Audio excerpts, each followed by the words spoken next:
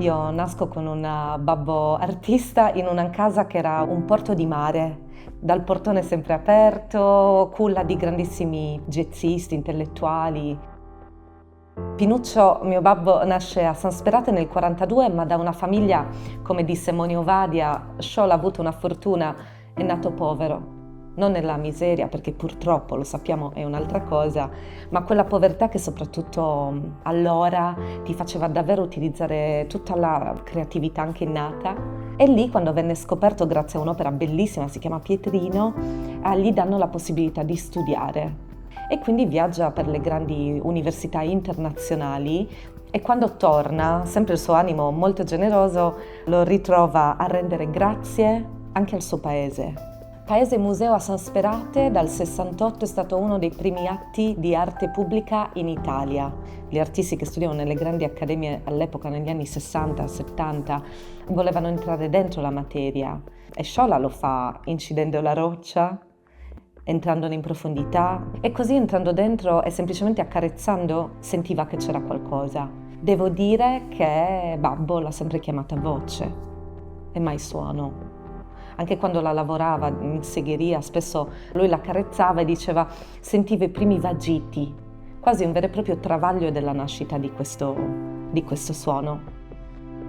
Pinuccio era un artista a 360 gradi, quindi è vero che il medium principale suo era la pietra, ma lavorava con legno, ferro, l'argilla, il bronzo e anche tantissimi progetti propriamente digitali, cartacei, grafici, gli schizzi, le fotografie dove interveniva con gli acquarelli, le simulazioni a livello prospettico. Quindi è vero che il materiale finale, quello a cui si approcciano di più le persone, è la pietra, ma c'è tutta un'altra parte di materiale che è indispensabile per capire il codice espressivo dell'artista.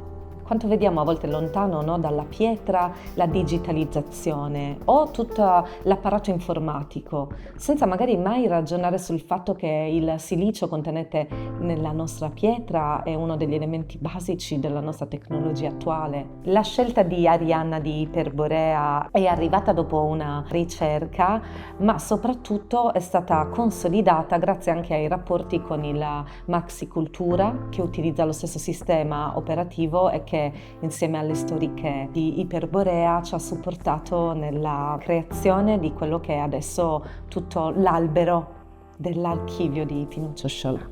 Non esiste una difficoltà di dialogo, esiste una difficoltà di tempi, perché viviamo in una società che corre e quando ti ritrovi a trattare dei documenti devi per forza di cose mettere in pausa e occuparti di un riordino che prima di essere digitale deve essere mentale, deve partire da uno schizzo. Per l'archivio Pinuccio Sciolla noi siamo partiti dal riordino del cartaceo ed è un lavoro iniziato molto prima di poter affrontare un bando che ci permettesse di poter effettuare una digitalizzazione. Però in realtà nel momento in cui ci siamo ritrovati davanti alla costituzione di un albero, quella sicuramente è stata la fase più delicata, dove il supporto anche un po' più razionale e meno emotivo di grandi professionisti ci ha aiutato a trovare una chiave. C'è una missione e c'è una grande consapevolezza, secondo me, di cui può essere solo fiero il nostro babbo, e che è quella che lavorando la pietra, che è uno degli elementi più duraturi dei nostri tempi, queste memorie litiche che andranno avanti, rendere la casa fruibile alle persone, non andarci a vivere, l'avremo depersonalizzata. Bisogna essere consapevoli che l'eredità che noi abbiamo in mano non è nostra.